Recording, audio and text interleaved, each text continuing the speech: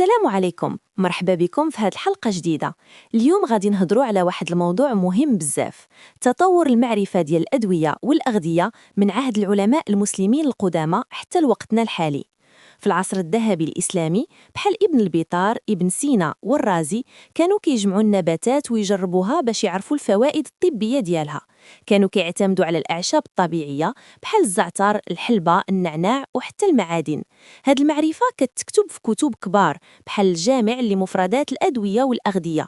مع مرور الوقت هاد التجارب تحولات لعلم منظم، الصيدلة، ومن بعد ولات عندنا حتى الباغافارماسي اللي كتخدم بزاف بالنباتات والمكملات الغذائية وكتكمل الدور ديال الصيدلية اللي كتبيع الأدوية بوصفة طبية.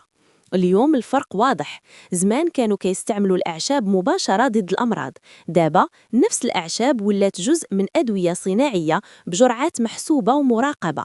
الخلاصة، العلم اللي بدا عند العلماء المسلمين القدامى باقي حي حتى اليوم، وهو الأساس اللي تبنات عليه الصيدلة والطب الحديث.